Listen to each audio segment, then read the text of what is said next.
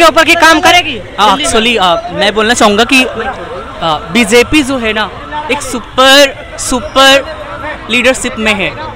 आप चाहे उत्तर प्रदेश कॉन्स्टिट्यूंसी को देख लीजिए, अभी जो लोकसभा चुनाव हुआ, ठीक है, अभी दिल्ली में तो हुआ, दिल्ली में इन्होंने हिस्ट्री रिपीट नहीं करी है, हिस्ट्री क्रिएट करी है, जिस तरीके से उन्होंने अपने आप को वोट गैदरिंग करी है, ठीक है, क्योंकि जनता ने तय कर लिया था कि अभी देखो केजरीवाल जी की जो सोच है वो कहाँ से कहाँ आए वो पता है, IRS थे, ठीक है, इनकम टैक्स कमिश्नर में ओहदे पे थे लोग, उनकी व्यक्तित्व पे आए थे कि कुछ करेगा। 10 साल दिया जनता ने, 10 साल बहुत ज़्यादा होता है, दिल्ली वहीं की वहीं रह गई।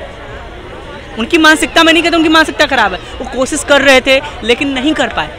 क्यों? क्योंकि उनके साथ में जो लीडरशिप में जो मेन मेंबर है ना वो पीछे रह गए, और पीछे रह गए तो कुछ कर नहीं पाए, और उनमें 10 साल लगा दिया। लेकिन एलिगेशन तो ये भी लगता है बीजेपी के ऊपर कि उत्तर प्रदेश को प्रमोट करते रहते हैं, मणिपुर की तरफ देखते भी नहीं। एक्चुअली हम नॉर्थ ईस्ट की बात करें, नॉर्थ ईस्ट काफ़ी अबे है, और नॉर्थ ईस्ट का जो पॉलिटिक्स लीडरशिप है ना वो काफ़ी अलग है, क्योंकि वहाँ पे जो जनमत है ना, एक तो ट्राइब है, पहली बार तो ट्राइब है, और अगर हम रिलीजियस की बात करें तो वहाँ पे जो कॉन्स्टिट्यूंसी इन्फ्लुएंस है ना वो एकाधिकार नहीं है, एकामत नहीं है, सेल्फ है, वो डेडिकेशन के साथ रहते हैं। इस नाते जो लीडरशिप बीजेपी का है मणिपुर तरफ से वो रुख नहीं कर पा रही है, जनता उन्हें हैप्पीएस्ट नहीं कर पा रही है। प्रॉब्लम इस वजह से क्योंकि आप एक ऐसी जगह जा रहे हो जहाँ पे ट्राइब है, जहाँ पे माउंटेनियर्स हैं, जो कि हाई टेरिसेस पे हैं, वो वहाँ तक आवाज़ ले जाने में, अपने आप को साबित करने में को बहुत टाइम लग जाएगा। और बीजेपी नहीं, कोई भी पार्टी, भारत की कांग्रेस भी वहाँ नहीं पहुँच पाई आज तक, मणिपुर में कांग्रेस भी नहीं पहुँच पाई। अब तो बीजेपी को लीडरशिप दे रहा है, नागालैंड में, कोहिमा में, चले जाइए देख लीजिए, लीडरशिप मिल रही है। कल तक अरविंद केजरीवाल जो फ्री की चीजें दिया करते थे जनता को, उसको बोला जाता था फ्री की रेवड़ी दे रहे बीजेपी की तरफ से, वही वादे करके दिल्ली में आई है, तो क्या वो बीजेपी फ्री की रेवड़ी दे पाएगी? देखो फ्री, कॉन्स्टिट्यूशन में फ्री नाम की कोई चीज़ तो ऐड नहीं है पहली बार तो, लेकिन ये पार्लियामेंट है, ये असेंबली है, कुछ भी कर सकती है, इनके हाथ में पावर है, वो कुछ भी कर सकते हैं, इनहेल्प कर सकते हैं। लेकिन फ्री नाम की चीज़ मैंने संविधान या पॉलिटी में कहीं पढ़ा नहीं है, इंटरनेशनल नेशनल किसी में भी नहीं पढ़ा। तो ये फ्री का जो कॉन्सेप्ट है ना, ये सबको भगाना पड़ेगा, कोई चीज़ फ्री में नहीं मिलता।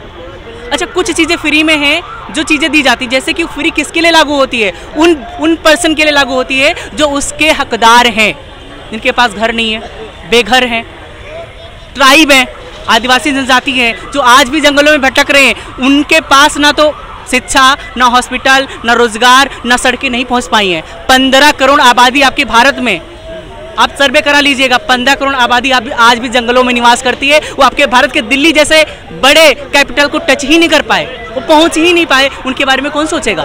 तो वो इसके हकदार है। जो निचले स्तर के लोग हैं, जो गरीबी ले, ब्लू पॉवर्टी लेवल से भी नीचे, उनको फ्री देने का बनता है। लेकिन जैसे कोई हम जैसे लोग हैं, आप जैसे लोग हैं, पार्टी अगर वादा करके आ रही है तो फिर झूठ तो नहीं हो सकता ना, देना तो पड़ेगा। पार्टियां तो वादा कर रही हैं, और पार्टियां वादा कर रही है तो कहीं ना कहीं 2% 10% तो करना ही पड़ेगा, 100% नहीं कर पाएंगे। तो 100% फ्री नाम का कोई चीज़ नहीं होता।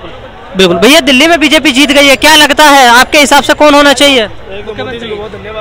मुख्यमंत्री देखो कोई भी बने, लेकिन मेरा कहने का यही है, बीजेपी अपनी जगह अच्छी है, कांग्रेस अपनी जगह अच्छी है, और जो केजरीवाल आए थे वो अपनी जगह अच्छी है। लेकिन मैं यही कहना चाहूँगा, सरकार कोई भी हो, लेकिन हर मजदूर को उसका रोजगार हो, और दूसरी बात ये, हर इंसान सुकून चाहता है, ना उसमें जात का भेद होना चाहिए, ना किसी भी चीज़ का।